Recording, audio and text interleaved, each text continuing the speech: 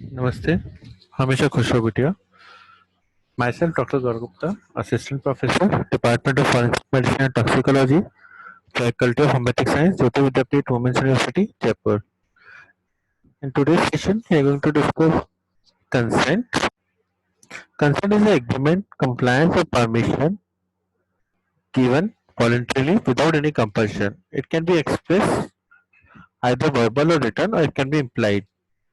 Informed consent. Nature of ailment or disease process is informed. Nature and plan of proposed line of treatment is informed. Alternative form or line of treatment is informed. Nature of risk involved in both are informed. Related chances of success, benefits, burden of failure are informed. And there is a freedom of choice.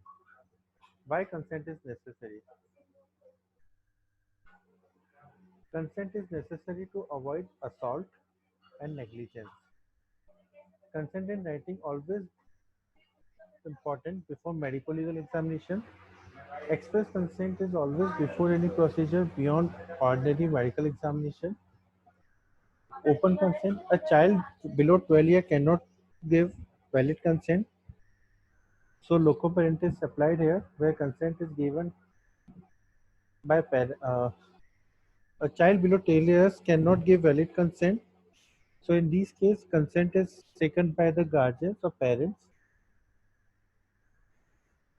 Consent given under fear, misinterpretation by insane or intoxicated person is not valid. It is not an offense when any harm is caused by an act done in good faith, but even without consent, under circumstances when it was not possible to take the consent. Euthanasia. Mercy killing, painlessly killing the victim suffering from some incurable disease, severe pain, etc. by himself or other, especially when the victim's life is presumed to have become unuseful. Passive euthanasia is legal in India. Active euthanasia. It is positive act of killing with drugs. Passive euthanasia is act of omission to continue life-sustaining measures. Involuntary euthanasia is when the patient is in position to give consent, but decision taken by relatives and physician. Non-voluntary is when patient is not in position to give consent. Voluntary physician-assisted suicide with consent of the patient. Confidential. All patient information must be kept confidential and shared only with the appropriate staff involved in the care of the patient. Keep records out of sight so night workers and other patients cannot view it. Do not discuss the case with anyone outside the medical office. Autonomy. Patient has freedom of thought, intention, and action when making decisions regarding healthcare procedures. For a patient to make a fully informed decision, he/she must understand all risks and benefits of the procedure and the likelihood of success. Always respect the autonomy of the patient, then the particular patient is free to choice. Such respect is not simply a matter of attitude but a way of acting so as to recognize and even promote the autonomous action of the patient. The autonomous person may freely choose loyalties or system of religious beliefs that may adversely affect him. The patient must be informed clearly the consequences of his action that may affect him adversely.